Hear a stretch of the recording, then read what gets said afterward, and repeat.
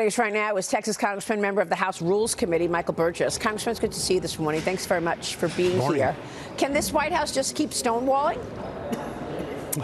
Apparently, it's worked for them so far. Yeah. Look, it's startling. I think sometimes I was with President Trump at the White House, and he was announcing, say, a children's cancer initiative, and the press would just try to devour him with questions afterwards, and he would engage.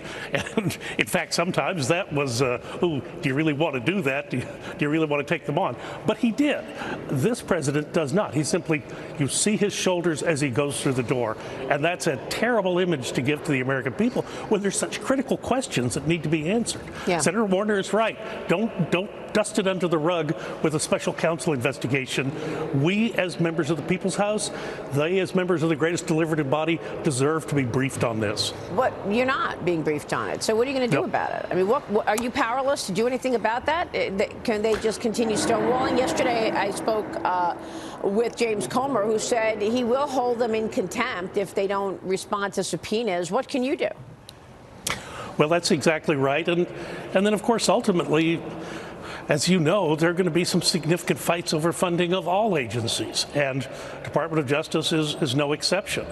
In the past, in fact, on the Rules Committee, I've put it forward, and we were in the minority, and I had no chance of success, but put forward amendments to block funding for the DOJ until they gave us an accounting of the prisoners they're holding from January 6th. Okay, it's a way to get questions answered by actually making moves to say we're going to fence off this funding so that you won't have it available. They need to provide answers. And look, this gets to the whole bigger thing. Since Congress has funded things through continuing resolutions and omnibus bills for so long, no agency head feels that they owe us any explanation about anything. They've forgotten where their money comes from. Yeah. Their money comes from the people through the United States House of Representatives, and we need to reassert that. Yeah, and that's what Jim Jordan is trying to do, the committee chairman of the Judiciary Committee, announcing his first committee's border hearing on February 1st. Even Democrats are becoming fed up with Biden's border policies. New York City Mayor Eric Adams slammed the White House's strategy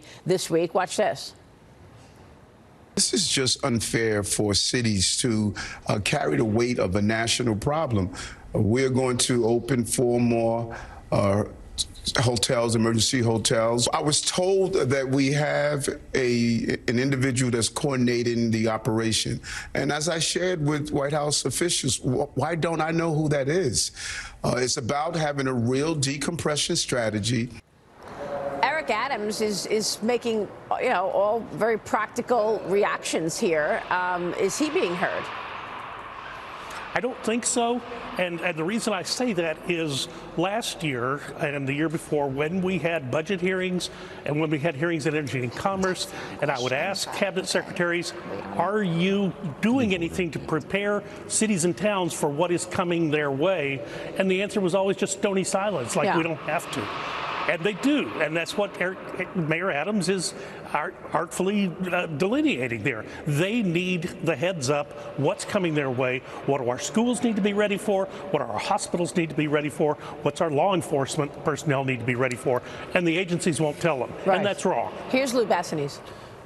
Congressman, I just wanted to ask, on the border, how do we really get real policy changes? You see, the opposite side of the aisle is being critical. It's usually Republicans, right? And Maria and I are passionate about the border problems. But how do we really affect change? I think there's the point where the American people just get frustrated that nothing's getting done.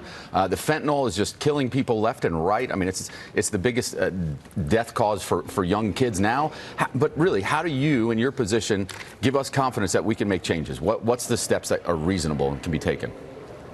Well, 2 things. And first off, you know what works on the border, and we saw that in the last administration. It may have taken them a little while to get it right, but barricades, walls, in fact, work. Personnel work.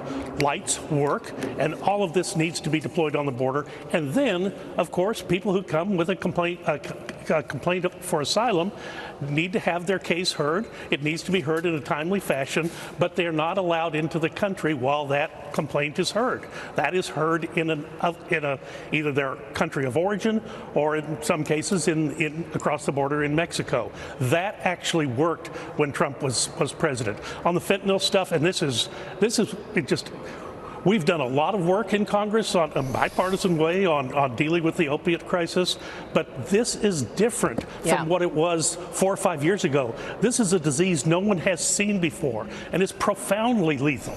It kills the victim silently but quickly. And we had another roundtable in Energy and Commerce yesterday, just heartbreaking about the stories that people are bringing in. So here's the public service announcement.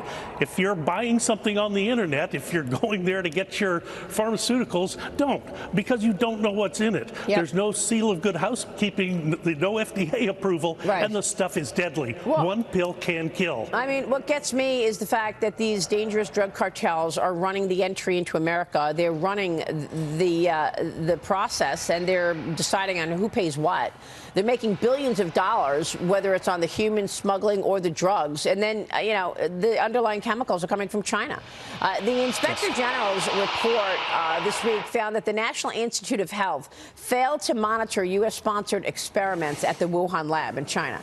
They say that the agency did not properly review whether the tests in Wuhan involved dangerous pathogens with pandemic potential, Congressman. Yesterday, I spoke with the head of the China Select Committee, Mike Gallagher, and he questioned whether or not it was a bioweapon being played with in Wuhan. Do we have that soundbite? Here it is. I'm convinced that there was a military component of the program there at the Wuhan Institute of Virology. Whether it was a bioweapon, I can't comment at this time. I think it has profound implications for the future of biosecurity and biowarfare. So, Congressman, how come Joe Biden fails to bring this up to Xi Jinping in his 5+ meetings with him? I cannot answer that question for you, as you know, but bioweapons, chemical weapons in the form of fentanyl, it does look like an adversarial country has an agenda, and they're pursuing it, and we need to ask the hard questions. I will tell you that there were 3 of us on the Doctors Caucus who, almost immediately after coronavirus became a thing in 2020, asked for and received a classified briefing down in the SCIF. The answer then was, no, there's no evidence that this has happened. But that has been a concern right from the get-go. Yeah. Congressman, it's good to see you. We'll be following your work. Thanks very much. Michael Burgess is in D.C. this morning. Thank you, sir. We'll be right back. Thank you.